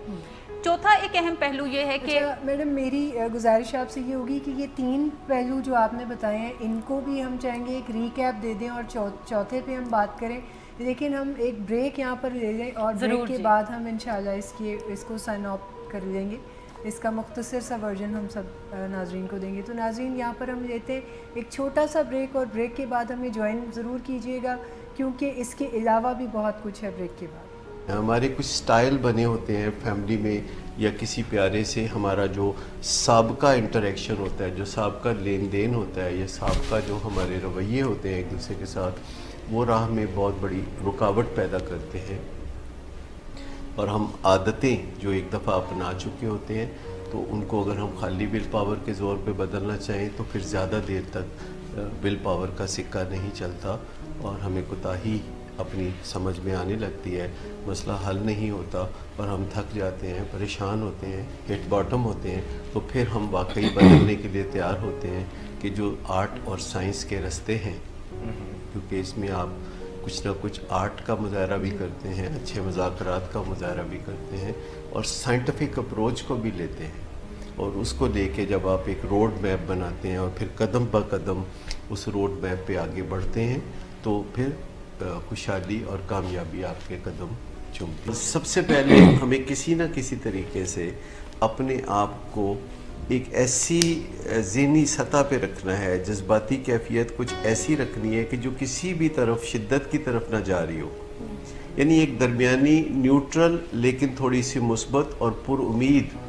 ذہنی کیفیت سے ہم معاملات کو زیادہ اچھا ڈیل کر سکتے ہیں, ہم زیادہ اچھا تجزیہ کر سکتے ہیں. اور کبھی کبھی یہ جو ڈسکریجمنٹ بیچ میں آ جاتی ہے تو ہمیں اس پہ بھی قابو پانا ہوتا ہے. جب ایسے لگے کہ بہت مشکلات ہو رہی ہیں تو پھر چھوٹے گول سیٹ کرنے چاہیے. جب ہمیں کامیابیاں مل رہی ہوں تو پھر ذرا بڑے گول سیٹ کرنے چاہیے. تو کبھی ایک قدم پیچھے آنا پڑے تو کوئی بات نہیں, آپ 2 قدم آگے اور 1 قدم پیچھے اور 2 قدم پیچھے اور 3 قدم آگے اگر کرتے رہیں تو کامیابی آپ کو ضرور ملے. چوکنگ یوں ہوتی ہے کہ جب ہم ذرا تھک جاتے ہیں تو تھوڑا ہم سانس لے لیتے ہیں اور پھر ہم دوبارہ اپنی منزل کی طرف چلنا شروع کر دیتے ہیں. جیسے آپ پہاڑ کی چوٹی سر کر رہے ہوں اور آپ کو کچھ دیر بعد لگے کہ آپ کا سانس پھول گیا ہے تو آپ تھوڑی دیر بیٹھ جاتے ہیں کسی جگہ, اور اس کے بعد پھر جب آپ کا سانس درست ہو جائے تو آپ پھر چوٹی کی سمت چلنا شروع کر دیتے ہیں. لیکن ٹینکنگ اس کے برعکس ہے کہ آپ اندھا دھند کسی منزل کی طرف چلنا شروع کر دیتے ہیں. آپ پہاڑ کی چوٹی پہ طرف چل رہے ہیں, آپ کا سانس پھول گیا اور پھر ساتھ آپ کے ذہن میں خیال آیا کہ یہ میں کیا کر رہا ہوں, بلا وجہ میں یہ کام کر رہا ہوں, یہ تو کوئی خاص اہمیت کا حامل نہیں ہے. تو جب آپ کی جو اصل منزل ہے یا آپ کا جو گول ہے وہ آپ کو کم اہمیت کا حامل نظر آنے لگے تو آپ سمجھے کہ آپ ٹینکنگ کر رہے ہیں. چوکنگ وہ چیز ہے جو ہماری زندگی میں ہمیشہ کارآمد ہوتی ہے, لیکن ٹینکنگ ہمیں ڈبو دیتی ہے. اندازہ کریں کہ جو اس طرح بھی آگے بڑھتے ہیں کہ اپنے کلاس فیلوز کو اور دوسرے لوگوں کو سمجھانے بیٹھتے ہیں تو بعض اوقات وہ ان کو قائل کرنے کی بجائے وہ خود قائل ہو جاتے ہیں, اور کوئی نہ کوئی دن ان کی زندگی میں ایسا آتا ہے کہ جب انہیں کوئی کوفت ہوتی ہے یا کوئی ان کو کوئی مزری ہوتی ہے یا ان کو کوئی پریشانی ہوتی ہے یا کوئی زندگی کے برے دنوں میں سے کوئی دن آ جاتے ہیں تو ایسے موقع پہ وہ غلط فہمی میں ہاں کر بیٹھتے ہیں نشے کے بارے میں, سگریٹ کے بارے میں, چرس کے بارے میں, یہ سوچتے ہوئے کہ بس میں نے کون سا یہ کرنا ہے, میں تو لوگوں کو سمجھاتا ہوں اس لیے میں تو ٹیمپریری کروں. ویلکم بیک ناظرین. بریک پہ جانے سے پہلے ہم بات کر رہے تھے کہ کس طرح ایڈکشن ڈیزیز دوسری بیماریوں کے ساتھ مماثلت رکھتی ہے اور کس طرح یہ دوسری بیماریوں سے تھوڑی سی مختلف بھی ہے. یعنی علاج کے حوالے سے کون کون سی سہولتیں جو ہیں وہ اس بیماری کے حوالے سے موجود ہیں اور کس طرح اس کا کامیاب علاج بھی کیا جا رہا ہے. سو میڈم آپ نے ہمیں 4 پہلوؤں سے اویئر کیا, 4 ایسی نکات آپ نے ہمیں بتائے, تو میں چاہوں گی تھوڑا سا ان کا سائنوپسس دے دیں, اس کے بعد ہم پھر آگے بات کریں. ایک تو میں نے بات کی کہ چونکہ اس بیماری کے ساتھ سٹگما اٹیچ ہے اور وقت کے ساتھ ساتھ یہ سٹگما جو ہے یہ مینیج ہوگا. جب لوگوں کے اندر ایکسیپٹیبلٹی بڑھ جائے گی اس بیماری کی تو پھر اس بیماری کے علاج کی طرف رجحان زیادہ ڈیولپ ہوگا. دوسری میں نے بات کی کہ اس بیماری کو جو کہ کرونک نیچر کی ہے اس کو زیادہ تر ہمارے ہاں ایکیوٹ النس کے طور پہ ٹریٹ کیا جاتا ہے, اس وجہ سے بھی اس میں پرابلم آتی ہے اور لوگ جو ہے وہ بھرپور علاج سے استفادہ حاصل نہیں کر سکتے. تیسری میں نے اس میں بات کی کہ چونکہ اس میں باقی کرونک بیماریوں کی طرح ری لیپس کا ایشو ہے تو لوگ اس کو اس لیے ایکسیپٹ بیماری کے طور پہ نہیں کرنا چاہتے کہ ایک علاج سے ان کا خیال ہوتا ہے کہ یہ بیماری بالکل ٹھیک ہو جائے, جبکہ کرونک بیماریوں کا خاصہ یہ ہے کہ اس میں بعض اوقات آپ کو مختصر علاج کی, بعض اوقات آپ کو صرف ڈاکٹر سے या मौलिद से राब्ते की ज़रूरत पड़ती रहती है। चौथा इसमें अहम नुक्ता ये है कि दुनिया भर के अंदर जो एक लॉन्ग टर्म ट्रीटमेंट है, it is difficult to find कि एक स्ट्रक्चर्ड केयर, ख़ास तौर पे ड्रग एडिक्शन की जब हम बात करते हैं तो काफ़ी डिफ़िकल्टी है। अगर मैं सिर्फ अमेरिका की आपको बात बताऊं जहाँ पे इस बीमारी के हवाले से बहुत ज़्यादा काम हुआ है, बहुत सारे ऐसे नेटवर्क्स मौजूद हैं जो कि सेल्फ हेल्प बेस्ड हैं। अमेरिका में भी सिर्फ 10% यूनिवर्सिटीज़ हैं जो कि इस बीमारी के बारे में स्पेशलाइज्ड एजुकेशन प्रोवाइड करती हैं, जहाँ पे आप ना सिर्फ एडिक्शन स्टडीज़ में मास्टर्स कर सकते हैं बल्कि आप पीएचडी कर सकते हैं, फेलोशिप प्रोग्राम्स हैं जो कि आप कर सकते हैं। इसके अलावा एडिक्शन मेडिसिन के अंदर बाकायदा डॉक्टर्स को ट्रेन किया जाता है ताकि आगे चल के वो एडिक्शन के सेटअप्स के लिए काम कर सकें या ऐसे मरीजों की खिदमत कर सकें। अमेरिका में भी आज भी ये एक बहुत बड़ा मसला है कि वहाँ पे जो साइकेट्रिस्ट और मेडिकल डॉक्टर्स होते हैं जो कि मेंटल इलनेसेस को ट्रीट करने के लिए हैं, या जर्नल फिजिशियंस हैं जो कि बाकी अमराज के इलाज के लिए हैं, वो एडिक्शन के पेशेंट्स को बहुत सारी ऐसी अद्वियात जो हैं वो जारी कर देते हैं जो कि एक्चुअली उनकी एडिक्शन को बढ़ावा दे रही होती हैं, जिसमें पेन किलर्स शामिल हैं, जिसमें नींद की अद्वियात शामिल हैं, और ये अमेरिका में एक काफ़ी बड़ा मसला है आजकल। इसी तरह जब मैं पाकिस्तान की बात करती हूँ तो पाकिस्तान में कोई भी ऐसी यूनिवर्सिटी नहीं है अनफॉर्चुनेटली जो कि आपको एडिक्शन एजुकेशन में स्पेशलाइजेशन करवाती हो। बिल्कुल, बल्कि बड़ी बड़ी जो मेडिकल यूनिवर्सिटीज़ हैं वहाँ पर इवन इस डिज़ीज़ होने की अवेयरनेस भी मौजूद है। बिल्कुल ऐसा ही है। जैसे बहुत सारे जो स्टूडेंट्स मास्टर्स करते हैं उन्हें एक शॉर्ट सा कोर्स पढ़ाया जाता है जिसमें बाकी बीमारियों या मेंटल इलनेस की तरह एक सेगमेंट जो है वो एडिक्शन का है, और जिसको ज़्यादातर लोग तवज्जो नहीं देते और उसमें कुछ मॉरल कंटेंट भी डाला जाता है। सो उतना ही लोग पढ़ते हैं, जबकि बाकी बीमारियों के हवाले से आप इंटर्नशिप्स में देखें तो बहुत ज़्यादा एजुकेट किया जाता है मेंटल डिसऑर्डर्स के हवाले से साइकोलॉजिस्ट को, जबकि एडिक्शन स्टडीज़ को कोई स्पेशलाइज्ड फील्ड कंसिडर नहीं किया जाता। और मुझे याद है जब मैं एमफिल कर रही थी तो मेरा चूँकि इस फील्ड से वास्ता था तो मैंने टॉपिक भी वही सेलेक्ट किया, तो मेरी जो हेड ऑफ डिपार्टमेंट थी वो कहती थी कि इस पर बहुत ज़्यादा उज़्मा काम हो चुका है, सो कोई और क्यों नहीं आप चूज़ करते, इस पर बहुत ज़्यादा काम हो चुका है। जबकि पाकिस्तान में जब कोई स्पेशलाइज्ड फील्ड ही नहीं है तो काम कितना कोई हो चुका होगा, और पाकिस्तान में जितना भी काम हो आज की डेट में वो उतना ही कम है, क्योंकि ट्रीटमेंट स्ट्रक्चर्स के हवाले से कोई कंपैरिजन मौजूद नहीं है कि कौन सा ट्रीटमेंट बेस्ट है, कौन सा बेस्ट नहीं है। इसके अलावा कितने लोग हैं पाकिस्तान के अंदर जो कि नशा करते हैं या नशे के मरीज़ हैं। ज़्यादातर हमें जो रिपोर्ट्स मिलती हैं वो UNODC की हैं, यानी यूनाइटेड नेशन का जो ड्रग्स एंड क्राइम के ऊपर डिपार्टमेंट है, वो हमें बताता है एक्चुअल इन्फॉर्मेशन कि पाकिस्तान में कितने लोग नशा करने वाले हैं, कितने लोग जो हैं वो ट्रीटमेंट तक पहुंचते हैं, और पाकिस्तान में टोटल कितने ट्रीटमेंट सेंटर्स हैं। जैसे पंजाब के अंदर जो ट्रीटमेंट सेंटर्स हैं वो 31 ट्रीटमेंट सेंटर्स हैं जो कि रिकग्नाइज्ड हैं। इसी तरह बाकी सूबों के अंदर इससे भी ज़्यादा कम है, और अगर मैं बलूचिस्तान की बात करूँ तो उसमें कोई भी ट्रीटमेंट सेंटर मौजूद सिरे से है ही नहीं। सो इसका मतलब है कि जब हमारे पास इदारे ही नहीं हैं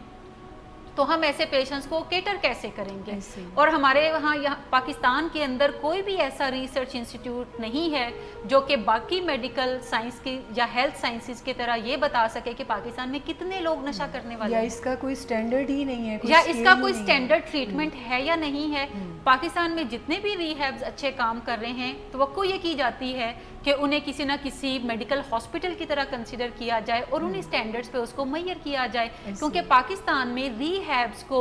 सिस्टमाइज करने वाली कोई रेगुलरिटी अथॉरिटी नहीं है जो कि कोई स्टैंडर्ड्स मुतय्यन कर सके, कोई इलाज को मुतय्यन कर सके, कोई स्टैंडर्ड्स बना सके जिस पे तमाम जो इदारे हैं वो मिनिमम लेवल पे ज़रूर इलाज प्रोवाइड कर रहे हों। इसके अलावा पाकिस्तान के अंदर एडिक्शन मेडिसिन का कोई कॉन्सेप्ट नहीं है। डॉक्टर्स जो हैं वो या तो फिजिशियन हम ट्रेन करते हैं मेडिकल कॉलेजेस के अंदर, या फिर हम ट्रेन करते हैं साइकेट्रिस्ट को, लेकिन एडिक्शन मेडिसिन क्या चीज़ है पाकिस्तान में कोई भी मेरा ख्याल है मेडिकल कॉलेज ऐसा नहीं है जो कि किसी डॉक्टर को एडिक्शन मेडिसिन के ऊपर स्पेशलाइज्ड करवा रहा हो।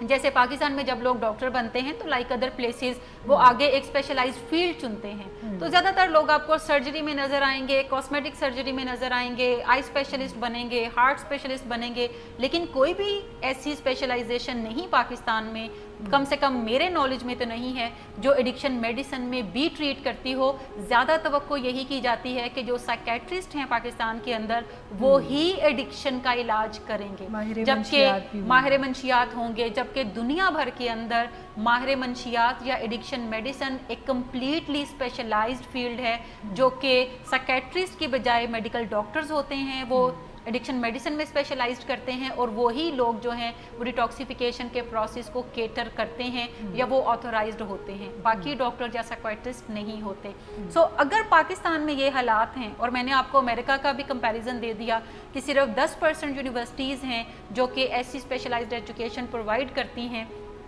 सो इसका मतलब है कि अगर हम बाकी क्रोनिक बीमारियों की तरह देखें तो दुनिया भर में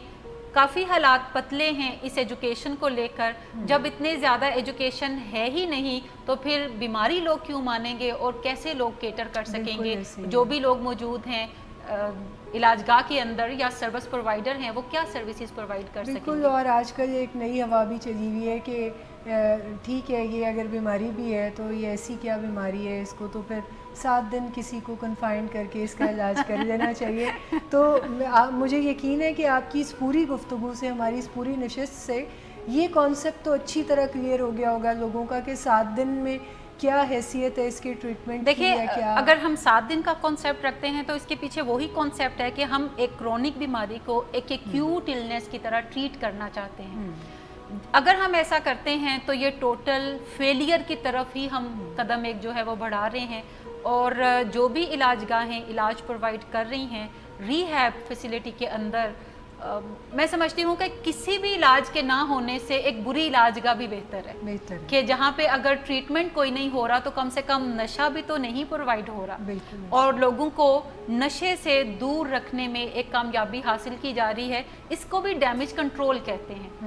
अच्छा इलाज पाकिस्तान में बहुत कम लोगों को मुयस्सर है। अगर मैं कहूँ कि 0.1% लोग जो हैं वो किसी बेहतरीन प्रोलॉन्ग्ड इलाज की तरफ जाते हैं, तो ये बिल्कुल सही फैक्ट्स एंड फिगर्स हैं। बिकॉज अच्छा इलाज या एक मुकम्मल इलाज जो है वो चूँकि लॉन्ग टर्म बेसिस पे होता है, वो एक्सपेंसिव नोयत का भी है। सो बहुत ज़्यादा लोग जो हैं वो उसको अफोर्ड नहीं कर सकते। बहुत एक्सपेंसिव भी है, बहुत सब्र आजमा भी है। आपके मुश्किल नहीं है। एक चीज़ जो मैंने लर्न की अपने 12-13 साल के एक्सपीरियंस में कि इसमें कोई रॉकेट साइंस नहीं है इलाज के अंदर, लेकिन ये सब्र आजमा काफ़ी है। और इवन अमेरिका के अंदर जब हम क्रोनिक बीमारियों की बात करते हैं तो सिर्फ 50% लोग हैं जो कि कंप्लाइंस शो करते हैं और लंबे अरसे के इलाजों को कैरी करते हैं अमेरिका जैसे मुल्क में। पाकिस्तान में हालात इससे भी दगरगू होंगे, और बहुत कम परसेंटेज है जो कि लंबे इलाजों को अफोर्ड करने के बावजूद कैरी नहीं करना चाहती। लोग जल्दी थक जाते हैं इस प्रोसेस से और फिर इलाज को किसी न किसी एक स्टेज पे छोड़ देते हैं। जब वो समझते हैं कि अब चीज़ें थोड़ी बेहतर हो गई हैं तो उनका ख्याल होता है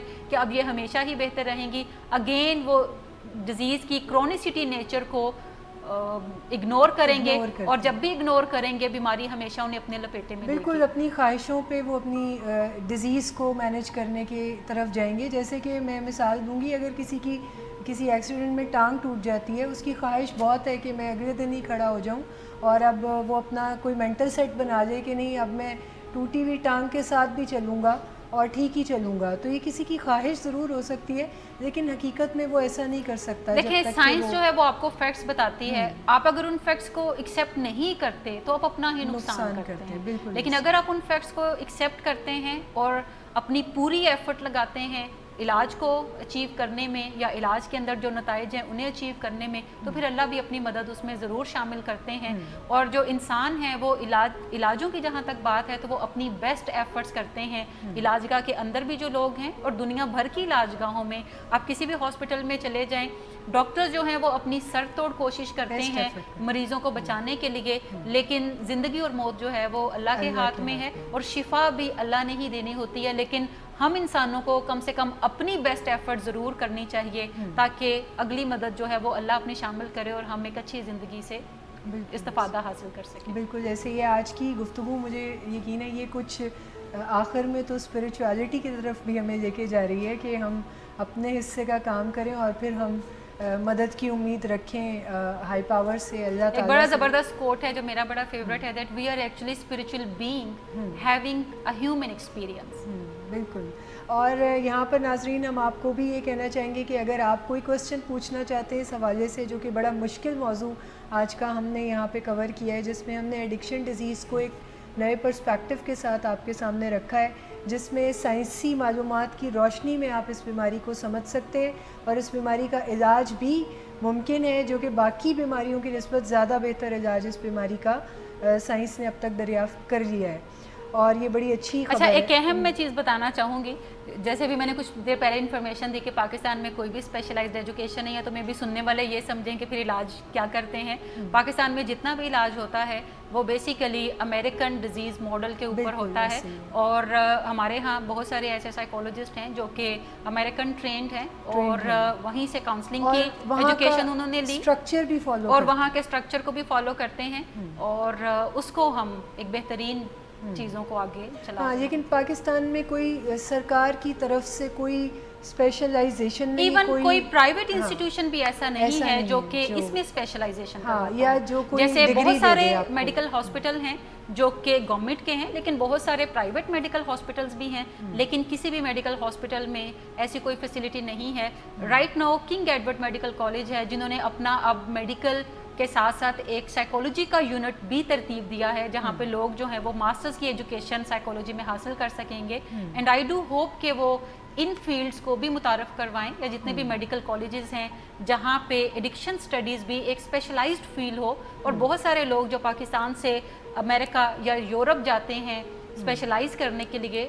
انہیں یہاں پہ بھی سہولت میسر ہو، کیونکہ ہر شخص باہر نہیں جا سکتا، لیکن اگر یہاں پہ کوئی اسپیشلائز ایجوکیشن ہے جو کہ ریکگنائزڈ اداروں کی طرف سے ہے، تو بہت سارے لوگ نہ صرف اس میں ٹرین ہو سکتے ہیں بلکہ لوگوں کی خدمت بھی کر سکتے ہیں۔ ایسے ہی سو یہاں پر ہمارا نیکسٹ سیگمنٹ جس میں ہم اپنے پروفیشنلز کو دعوت دیتے ہیں کہ اگر وہ بھی کچھ پوچھنا چاہیں، تو میں چاہوں گی مس تحسین آپ کے پاس کوئی سوال ہے؟ جی مس، نظر ایسے ہی آ رہا ہے کہ ہماری جو ریلیجس اور سوشل جو ویلیوز ہیں وہ سب سے بڑا ایک ہرڈل بن جاتی ہے اس کو ایڈکشن کو ایز اے ڈیزیز ایکسیپٹ کرنے میں، تو آپ اس میں کیا ریکمینڈ کریں گی کہ اس میں پھر کوئی کریکولم لیول پہ کچھ مینڈیٹری چینجز کیے جائیں، ایڈیشنز کی جائیں، سائنس جو بیسک پڑھائی جاتی ہے اسکولز میں، اور پھر MBBS کے لیول پہ بھی اس کو ایز اے پراپر ڈیزیز جو ہے وہ پڑھایا جائے، بتایا جائے؟ بالکل ایسا ہونا چاہیے۔ جیسے ایتھکس کا سبجیکٹ مجھے لگتا ہے کہ بہت ارلی ایج میں بچوں کو پڑھانے کی ضرورت ہے، اور اس کو ہر کلاس میں ضرور رکھنے کی ضرورت ہے۔ مجھے یاد ہے کہ گریجویشن میں میرے سبجیکٹ ہمیشہ سائیکولوجی اور فلاسفی رہے، سو فلاسفی میں ایک ایتھکس کا سبجیکٹ ہے جس میں ایک پورا کمپلیٹ پیپر آپ کا ہے۔ اتنا بہترین کریکلم ہے اس کا کہ آپ اپنے انسان ہونے پہ فخر کرنے لگتے ہیں، اور آپ کو لگتا ہے کہ اصل انسان ہونا کیا چیز ہے۔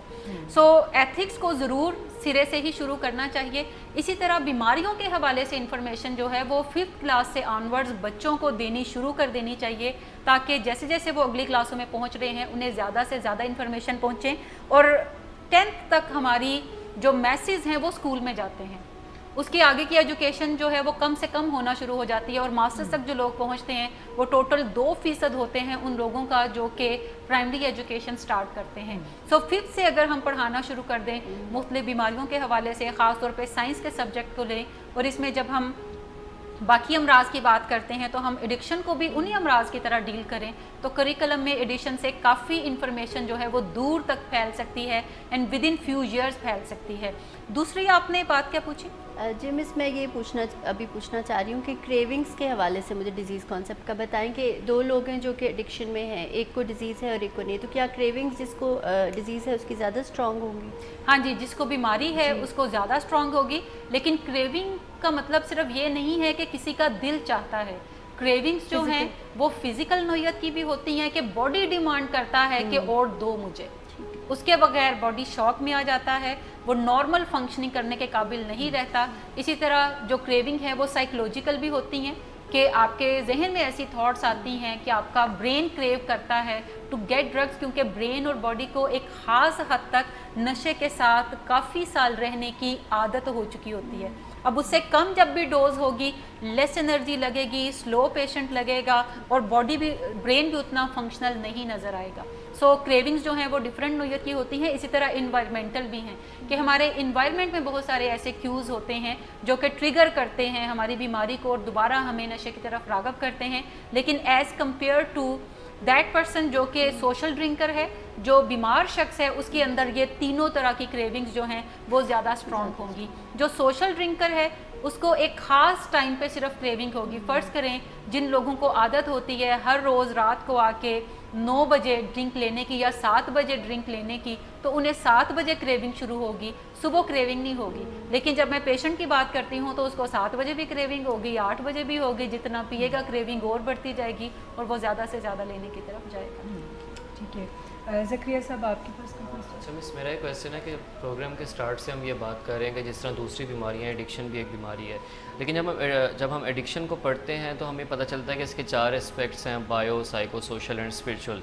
یہ 4 اسپیکٹس ہمیں دوسری بیماریوں میں بہت زیادہ نظر نہیں آتے کمپلیٹلی. تو یہ اگر بیماریاں ساری سیم ہے تو یہ 4 اسپیکٹ صرف اور صرف ایڈکشن میں ہی کیوں ہیں؟ اچھا, میں یہ کہنا چاہوں گی کہ یہ چاروں اسپیکٹ دوسری تمام کرونک بیماریوں میں موجود ہوتے ہیں. جیسے اگر کوئی کینسر پیشنٹ ہے تو اس کا سائیکولوجیکل ہیلتھ بھی خراب ہونا شروع ہوتی ہے. اس کو آپ سمٹم سے آئیڈینٹیفائی کرتے ہیں کہ وہ ڈپریس ہو جاتا ہے,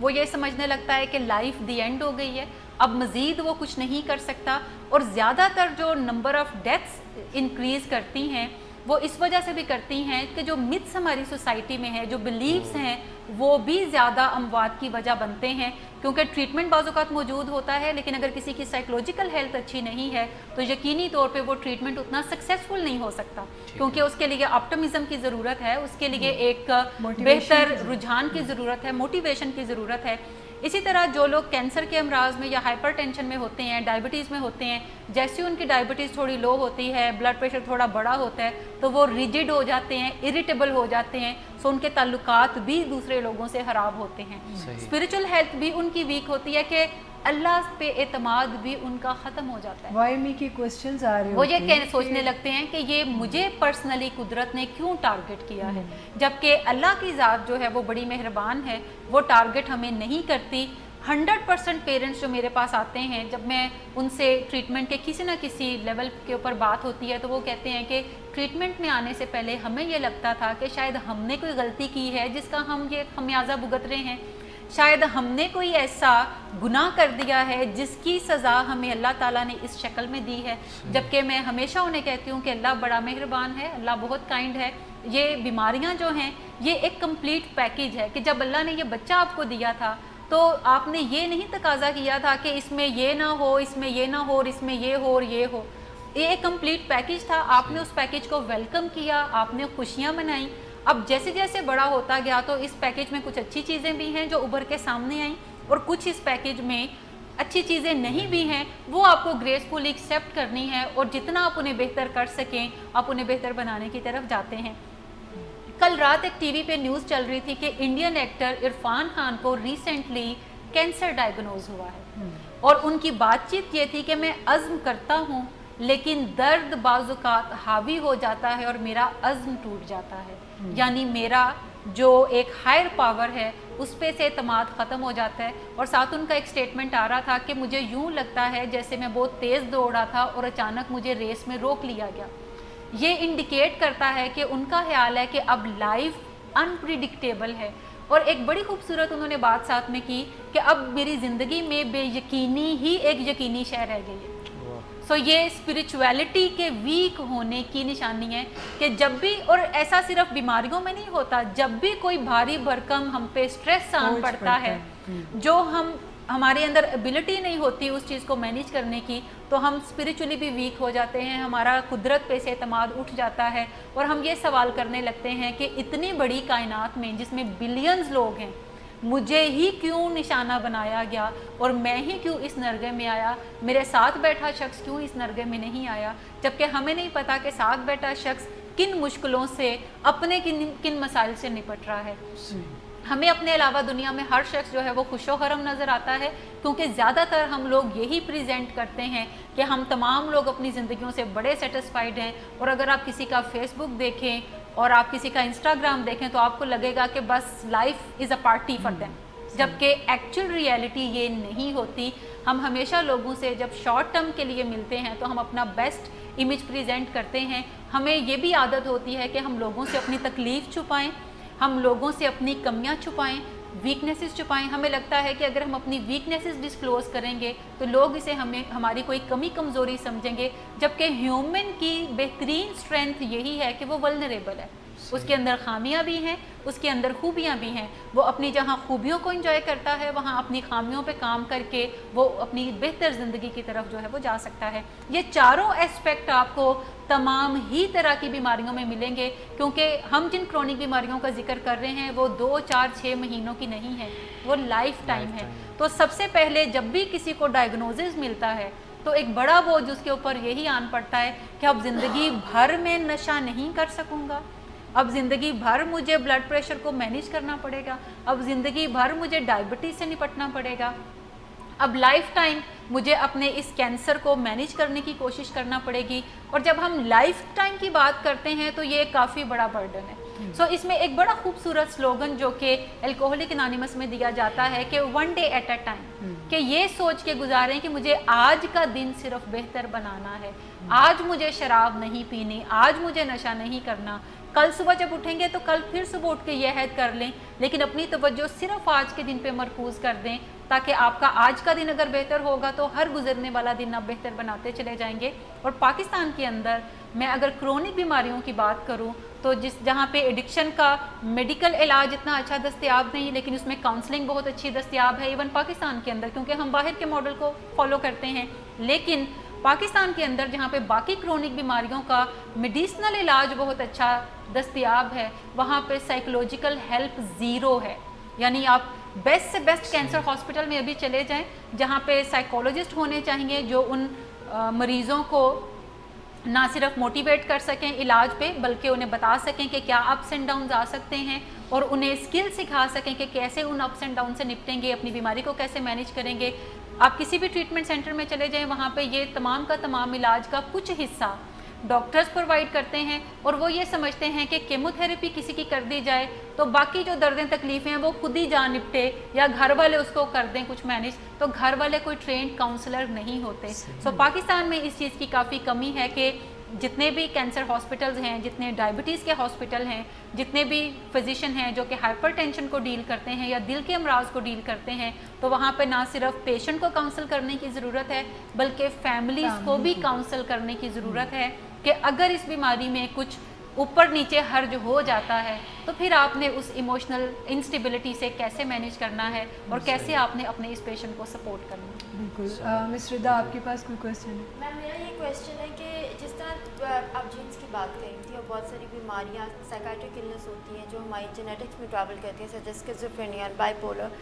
मैं ये चाहती हूँ कि आप हमारे व्यूअर्स को थोड़ा इस चीज़ के बारे में भी अवेयरनेस दें कि जिस तरह कैनबिस इंड्यूस साइकोसिस होता है, तो ऐसे लोग जो ये सब्सटेंस लेते हैं और साथ में वो जेनेटिक्स में बीमारियां भी करते हैं, उनके लिए ये चीज़ किस हद तक डेंजरस हो सकती है, और अगर ड्यूल डायग्नोसिस के साथ कोई आता है तो उसकी लाइफ की आगे क्या मैनेजेबिलिटी है? अच्छा, पहले तो मैं ये बताना चाहूँगी कि ये जो प्री मॉर्बिड प्रॉब्लम्स हैं या डिजीज़ हैं, जैसे बहुत सारे लोग जो हैं वो साइकेट्रिक इलनेस का शिकार होते हैं और सेल्फ मेडिकेशन के तौर पे ड्रग्स को यूज़ करते हैं। जैसे जिन बच्चों को, ज़्यादातर ये टीन एज में सिलसिला शुरू होता है कि जिन बच्चों की रेसिंग थॉट्स बहुत ज़्यादा होती हैं, उन्हें कोई बंदा ये मशवरा, कोई दोस्त देता है कि यार तुम अगर